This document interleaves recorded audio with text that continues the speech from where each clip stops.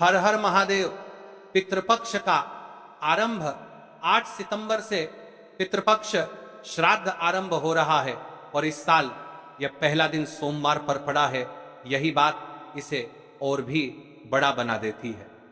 सोमवार शिव का दिन है। शिरोमणि तिथियों में जो दिन शिव के साथ जुड़ता है वह घर परिवार की शांति जीवन से दुख कष्ट समाप्त करने के लिए सबसे बड़ा और विशेष दिन आज की यह शिव महापुराण की कथा से कान खोलकर सुन ले। सब लोग पितृपक्ष प्रारंभ हो रहा है सबसे पहले और विशेष दिन सोमवार है महाराज। पितृपक्ष के पहले दिन किया जाने वाला यह छोटा सा कार्य, यह छोटा सा उपाय घर का कोई भी एक व्यक्ति करे, लेकिन अवश्य करें। मात्र 11 चावल के दाने, एक तुलसी की लकड़ी का दीपक और छत पर एक कटोरी खीर। याद रखना महाराज, मेरी कई सारी माताएं बहनें उपाय की सामग्री भूल जाती है।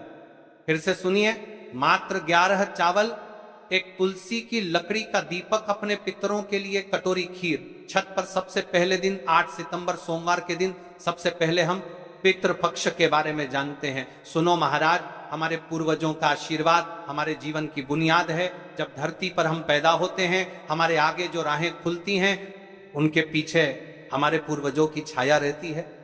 यदि आपसे आपके पितृ नाराज है और आपको पता भी नहीं है कि आपने ऐसा कौन सा कार्य करिए, यदि आपके जीवन में दुख है, कष्ट है, बड़े बड़े पूजा पाठ अनुष्ठान करवाते रहते हो फिर भी सफलता प्राप्त नहीं होती है, जीवन में पूरी तरीके से क्लेश है तुम्हारा, आज ये सिर्फ पितृदोष, काल सर्प दोष, इनकी वजह से बार बार असफलताएं, धन का टलना, घर में कलह, उनके कारण अनेक होते हैं। इसलिए हम आपसे कह रहे हैं 8 सितंबर सोमवार शिव का दिन और पितृपक्ष प्रारंभ हो रही है। सबसे पहले दिन किया जाने वाला है छोटा सा कार्य। ये छोटा सा उपाय घर की कोई भी माता बहन अवश्य करें, या फिर घर का कोई छोटा सदस्य कोई भी व्यक्ति कर सकता है, लेकिन हर घर यह उपाय अवश्य होना चाहिए। आज की ये शिव महापुराण की कथा से हम आपको बता रहे हैं। पितृपक्ष का आरंभ कई परंपराओं के अनुसार उन धन राशियों, निर्णयों और कर्मों को संतुलित करने का समय है जिससे पूर्वजों की संतुष्टि बनी रहे। जब पितरों को श्रद्धा से स्मरण किया जाता है, उन्हें भोजन दान दिया जाता है और उनके लिए उचित कर्म समर्पण होता है, तो वे अपने आशीर्वाद से परिवार पर कृपा करते हैं। यही कारण है कि कल सबसे पहला दिन है। आपसे कोई भी गलती ना हो, कल के दिन किया जाने वाला यह उपाय, सबसे पहले हम उपाय की सामग्री के बारे में जान लेते हैं। महाराज 11 अक्षत चावल के दाने, एक तुलसी की लकड़ी का दीपक और एक कटोरी खीर, मात्र 11 चावल के दाने। इस उपाय को आपको शुभ मंदिर में करना है। ध्यान रहे, इसका विशेष समय है, यानी कि समय करना है, यह हम आपको आगे बताएंगे। सबसे पहले जान लेते हैं, एक तुलसी की लकड़ी का दीपक। तुलसी को पवित्र माना जाता है। तुलसी की लकड़ी से बना दीपक शुद्धि, रक्षा और देवी ऊर्जा का संकेत है। यदि आप पितृपक्ष के पहले दिन सोमवार के दिन इस तुलसी की लकड़ी के दीपक को प्रज्वलित करते हैं तो महाराज इससे पितरों को संतुष्टि मिलती है। और हम पहले ही दिन वह उपाय कर रहे हैं जो बड़े बड़े पूजा पाठ का वक्सूपर करके दिन पर नप्रति कर जानने का। महाराज पूजा पाठ करें, कामना करना महाराज अनुष्ठान में किए जाते हैं। यानी तुलसी की लकड़ी का दीपक, हम कोई साधारण दीपक की बात नहीं कर रहे हैं, इसलिए आपको उपाय को अच्छे तरीके से करना है। एक कटोरी खीर, ये अपने पितरों के लिए। लेकिन इस उपाय को आपको किस समय करना है, इसका भी एक निश्चित समय है महाराज, तो वीडियो के अंतिम तक बने रहिएगा। देखिए, हम इस विशेष पितृपक्ष में राशि से जुड़ा भाग्य भी बता रहे हैं और भाग्य में चल रही परेशानियों को भी बता रहे हैं। यदि आपके जीवन में कोई परेशानी चल रही है तो आप कमेंट बॉक्स में अपना नाम और अपनी राशि अवश्य लिखें। अगली कथा में हम आपको बताएंगे आपकी राशि से जुड़ा भाग्य। अब बात कर लेते हैं उपाय के बारे में। देखिए महाराज, कई सारे उपाय ऐसे रहते हैं जिन उपायों को करने के लिए पूरे घर परिवार में से एक ही सदस्य योग्य रहता है। तो अब बात कर लेते हैं कि इस उपाय को कौन कौन व्यक्ति कर सकता है। यह उपाय किसी भी परिवार के सदस्य द्वारा किया जा सकता है। पुरुष, महिला, युवा या वृद्ध पर अनुभव कहता है कि यदि घर की कोई बड़ी माता बहन इसे शुद्ध भाव से करे तो प्रभाव थोड़ा तीव्र व शीघ्र दिखाई देता है, इसलिए परंपरा में महिलाओं का यह भूमिका मान्य रही है।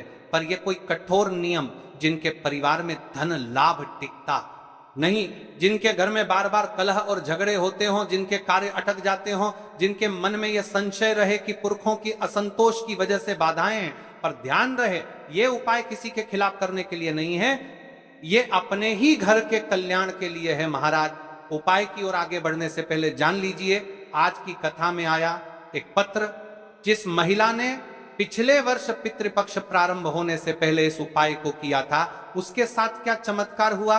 माया जी एक छोटे शहर की गृहिणी थी। उनके घर में पिछले 3 साल से आर्थिक अस्थिरता छाई हुई थी। कमाने के बाद पैसे टिकते ही नहीं थे। पति के व्यापार में अवरोध, बच्चों की पढ़ाई में बाधाएं। माया रोज पूजा करती और मंदिर जाती, पर मन में खालीपन रहता।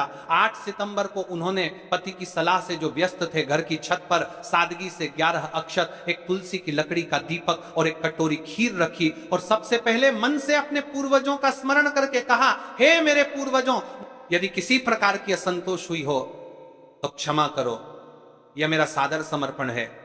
कुछ ही हफ्तों के भीतर उनके पति को पुराने कर्ज का एक हिस्सा माफ हुआ। एक पुराना क्लाइंट वापस आया, घर में पहले जैसी हंसी लौटी। माया का कहना था, मुझे बड़ा चमत्कार नहीं चाहिए था, मुझे बस अपने पूर्वजों का आशीर्वाद चाहिए था, और उन्होंने वह दे दिया। यदि उनके साथ चमत्कार हो सकता है महाराज, तो आपके साथ क्यों नहीं? क्या भरोसा। अगला पत्र इस व्यासपीठ पर आपका हो। आप जान लेते हैं राशि से जुड़ा भाग्य, जिन्होंने कल की पिछली कथा में कमेंट किया था। कल की 2 विशेष मुख्य राशि, सबसे पहले राशि है कर्क, घर परिवार और भावनात्मक तालमेल के मामले में कर्क राशि के लोगों पर आज का दिन विशेष रूप से अनुकूल सिद्ध होता है। यदि आप कर्क राशि के हैं और परिवार में कलह, अस्थिरता है, आज का संकल्प आपकी स्थिति को शांत करने में सहायक होगा। दूसरी राशि है मकर, स्थायित्व और आर्थिक उन्नति के मामले में मकर राशि के लोग अक्सर मेहनती होते हैं, पर रुकावटें उनके प्रयासों में आ सकती हैं। आज का श्राद्ध संकल्प उनकी आर्थिक बाधाओं को कम करने में लाभदायी साबित हो सकता है, परंतु यह उपाय हर राशि के लिए फलदायी है, क्योंकि इसका आधार पितृ आशीर्वाद है, जो सभी पर असर करता है। अब महाराज चलते हैं हम उसे विशेष उपाय की तरफ, जो आपको 8 सितंबर सोमवार के दिन इस पितृपक्ष में करना है। देखिए, हम आपको सारी विशेष बातें बताने वाले हैं, तो वीडियो को स्किप ना करें। तो चलिए महाराज जी, आप चलते हैं उस विशेष उपाय की तरफ, जो आपको कल इस विशेष तिथि पर करना है। और इस विशेष पावन पर्व पर हम जिस उपाय की चर्चा करने जा रहे हैं, वह अत्यंत ही दुर्लभ और शक्तिशाली है। यह उपाय न केवल भक्त की मनोकामनाओं को पूर्ण करता है, बल्कि उसके जीवन के समस्त कष्टों का निवारण भी करता है। उपाय की सामग्री देखिए, महाराज मात्र तुलसी की लकड़ी से बना दीपक, 11 चावल के दाने और 1 चुटकी हल्दी। ये तीनों वस्तुएं देखने में सामान्य प्रतीत होती हैं, परंतु इनका महत्व और शक्ति अद्भुत है।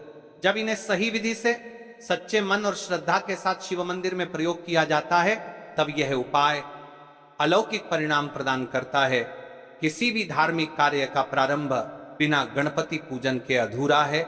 इसीलिए हम सबसे पहले विघ्नहर्ता, मंगलकर्ता, प्रथम पूज्य श्री गणेश जी को प्रणाम करते हैं।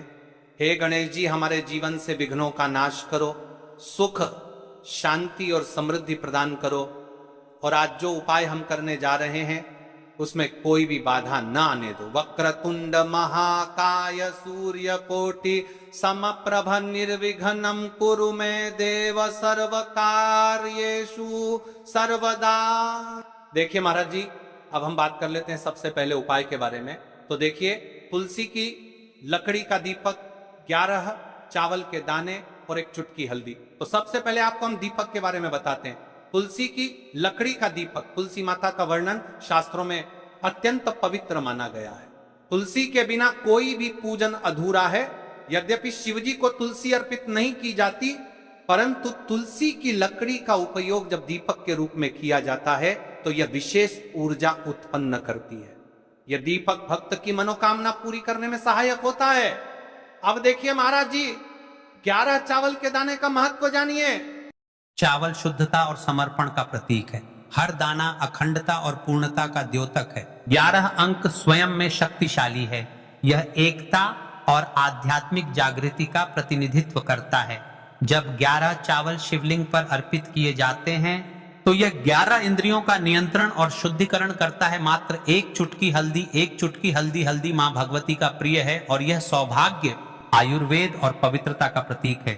शास्त्रों में कहा गया है कि जहां हल्दी का प्रयोग होता है वहां मां लक्ष्मी का वास होता है। इसलिए जब इस हल्दी प्रयोग शिव मंदिर में किया जाता है तो यह शिव शक्ति और लक्ष्मी दोनों की कृपा प्रदान करता है। पितृपक्ष है। अब कई सारे लोग प्रश्न करेंगे कि महाराज जी, ना ही शिव जी को तुलसी समर्पित कर सकते हैं और ना ही इस उपाय को किया जाता है। तो देखिए, इस उपाय को आपको शिव मंदिर की चौखट पर करना है। यह जो दीपक हम प्रज्वलित करेंगे ये शिव मंदिर की चौखट पर करेंगे। तुलसी का संबंध आध्यात्मिक शांति, मानसिक स्थिरता और रोग नाश से है। जब तुलसी की लकड़ी का दीपक जलता है तो घर या मंदिर के आसपास की नकारात्मकता तुरंत दूर हो जाती है। महाराज जी, आपको इस तुलसी की लकड़ी के दीपक के बारे में हम आपको सबसे पहले बताते हैं। हालांकि आपके तीनों उपाय को साथ में ही करना है, लेकिन सबसे पहले और प्रथम तुलसी की लकड़ी का दीपक तो देखिए। तुलसी की लकड़ी प्राप्त करना, यदि घर में तुलसी का पौधा है तो उसकी जड़ के पास की नरम लकड़ी लेनी है। यदि घर में तुलसी का पौधा नहीं है तो बाजार से भी तुलसी की लकड़ी खरीदी जा सकती है। कई सारे घरों में तुलसी का वृक्ष नहीं होता है तो आप यह भी कर सकते हैं, ध्यान रहे, यदि आप किसी और के घर से ले रहे हैं दक्षिणा अवश्य दें। बिना दक्षिणा के तुलसी लेना अशुभ माना जाता है। लकड़ी को तैयार करना, तुलसी की लकड़ी को छोटे टुकड़े में काटकर उसकी बत्ती बनानी है। उस बत्ती पर कपास रुई लपेटना है ताकि वह दीपक में ठीक से जल सके। अब यहाँ पर महाराज जी, कई सारे लोग प्रश्न करते हैं कि दीपक हमें आटे का लेना है या फिर हमें दीपक मिट्टी का लेना है। तो देखिए, आपको मिट्टी का दीपक का प्रयोग करना है क्योंकि हम तुलसी के लकड़ी के दीपक वाला उपाय कर रहे हैं। ठीक है, दीपक केवल मिट्टी का होना चाहिए, पीतल, कांसे या किसी धातु का दीपक इस उपाय में उपयोग नहीं करना। मिट्टी का दीपक धरती तत्व का प्रतिनिधित्व करता है और यह शिव पूजन में सबसे उत्तम माना जाता है। अब देखिए महाराज जी, हमें तेल का किस प्रकार प्रयोग करना है। तो देखिए, तेल का प्रयोग इस दीपक में तिल का तेल या घी का प्रयोग करें। तिल का तेल पापों का नाश करता है और घी समृद्धि व शांति का वास कराता है। अब कई सारे लोग प्रश्न करते हैं कि महाराज जी, आपने हमें यह तो बताया ही नहीं कि कितने दीपक का उपाय करना है। आखिर दीपक कितने बने हैं, तो देखिए कितने दीपक जलाने। यदि समस्या बहुत बड़ी है, जीवन में गहरा संकट है, तो 5 दीपक जलाने चाहिए। यदि सामान्य कामना है तो एक दीपक भी पर्याप्त है। हर दीपक जलाते समय यह भावना रखें कि हे भोलेनाथ, यह दीपक मेरी अंधकारमय जीवन राह को प्रकाशमय करे। जेके महाराज जी, तुलसी के लकड़ी के दीपक वाला उपाय है, यह कोई साधारण उपाय नहीं है। तो आपको क्या क्या सावधानी बरतनी है। दीपक को शिवलिंग पर प्रत्यक्ष रूप से न रखें, इसे मंदिर की चौखट पर या बनाए गए स्वस्तिक पर रखें। दीपक जलाते समय मन में शुद्ध भाव होना चाहिए। बुझने के बाद उसकी राख को पवित्र स्थान पर ही विसर्जित करें। महाराज जी, जैसे ही तुलसी की लकड़ी का दीपक जलता है वैसे ही साधक को एक अलग ही शांति का अनुभव होता है।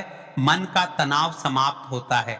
आंखें बंद करके जब दीपक की लौ के सामने बैठते हैं तो लगता है कि यह लौ सीधे आत्मा से संवाद कर रही है। यह लौ मानो भगवान शिव के आशीर्वाद का प्रतीक बन जाती है। अब देखिए महाराज जी, हम बात कर लेते हैं 11 चावल के दाने वाले उपाय के बारे में।